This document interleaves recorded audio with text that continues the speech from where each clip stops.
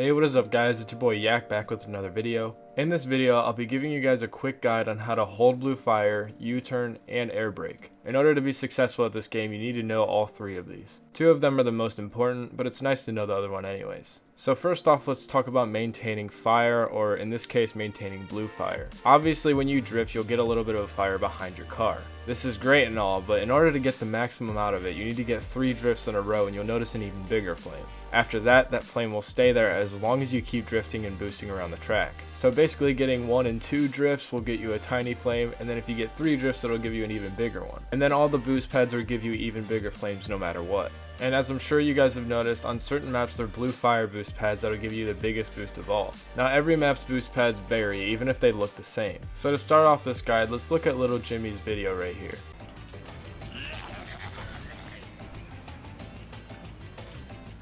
Dude, what the hell? I was literally drifting and I lost my blue fire immediately. This game sucks. I'm gonna go play Mario Kart.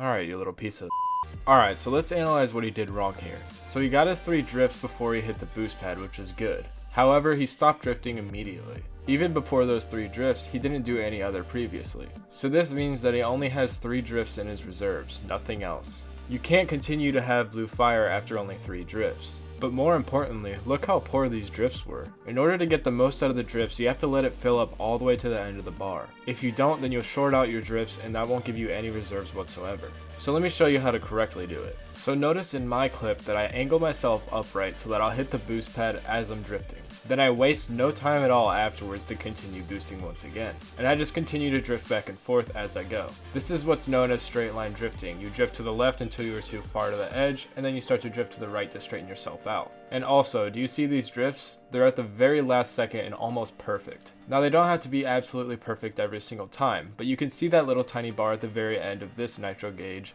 and then you just want to hit it every time it passes that. This will give you the maximum amount of speed out of your boost and give you the most reserves. Now for hot air skyway, you definitely need to keep this blue fire since there's only 1 boost pad with it. Because of that, the reserves that you get from hitting this boost pad are crazy. As you can see, after I hit the blue fire, I kept on going without even drifting. This gives you a pretty large window to start drifting a little bit after you hit the boost pad. Obviously, if you don't start drifting after hitting that pad, then you're going to lose your blue fire eventually. So here you can see I didn't get any reserves before hitting the pad. Then once I hit it, then I started drifting immediately after, and I was able to keep it for quite some time. So right after hitting this boost pad, start drifting once you land and try to get as many as you can. Now as for maps like Out of Time, you have to get a bunch of reserves before hitting the pad. As you can see, once I hit it without any reserves, I immediately lost my boost. Now as you can see in this clip right here, I was drifting long before I even touched the boost pad. Even after I hit the boost pad, I continued to drift to keep this boost. Maps like this are far more difficult and require a lot of drifting. So that wraps up the blue fire portion of the video. Now it's time to get into some even more advanced stuff. Maintaining blue fire is probably the most important aspect to the game, but U-turning separates the pros from the masters. I've ran into plenty of people online who hit me with an item early on and then pass me and I think the race is over. Then we approach a turn on the track and they don't do a U-turn and instead take a long wide turn. This can easily allow me to make a comeback on maps with sharp turns. Now previously I made a video on how to U-turn exclusively and quite a few people got mad at me because I explained it bad. There's literally no easy way to explain this. No matter who explains it to you, it's not going to be easy. So please cooperate with me and try to learn as best you can. So in Hot Air Skyway, towards the end of the race, there's this awkward loop right here and you can do a shortcut by jumping over it. The easiest way to do this is by a U-turn. This is what it looks like when you try to do a normal turn around it. Now obviously that isn't very efficient and there's almost no way to get around that unless you do super wide and you have a different stat. The second best option to getting around this is called an air brake. This is simply braking while you're in the air. So once you jump up in the air, you're going to want to press X and release the gas and then turn and face the direction you want to go. Once you've done that, then you're going to release the brake and then press the gas and continue going in that direction. So as the name implies, it is literally braking in the air. So as if you overestimated a turn and you were going to brake on the ground, you're literally doing the same exact thing in the air, except you won't lose your speed. That is, of course, as long as you don't press the brake while you touch the ground. Now the number 1 option and the absolute best in almost every scenario is using the U-turn. Now this is where things get a little tricky to explain. In order to perform a U-turn, you must hold in the brake and push down at the same time. Now while doing that, you have to push left or right, whichever direction you want to go. So to clarify, you're pushing backwards in order to reverse, and then you're holding an X or whatever your brake button is in order to brake. and then you're pushing left or right along with that in order to turn in that direction.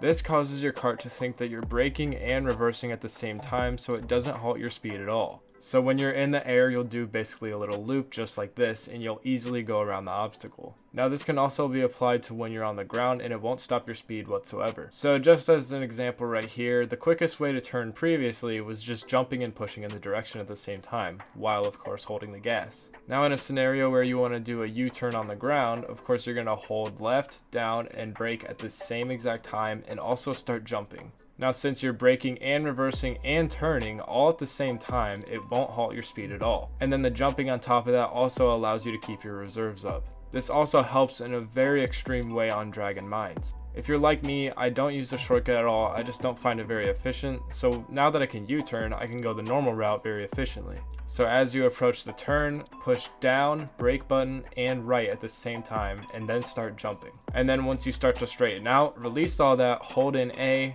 and then continue to go. Now performing this tech is much easier for players like me who use the D-pad to race. It's definitely doable on the stick, I just found it a little harder to do. Now if any of my terminology or anything I explained is a little bit confusing, I'm going to kind of clarify in the description. I'll shorten up some of the things I've said in this video and also explain in more detail what reserves mean. But anyways, that basically wraps it up for this video. I recommend practicing in Ring Rally. That is a great way to practice holding reserves and U-turning. If you have anything to say about the video or any recommendations, please leave it in the comments. But anyways, if you have any specific questions, you can find me on Instagram at its.yack and I'll respond to you there. Hope you guys enjoyed the video and I'll catch you guys next time.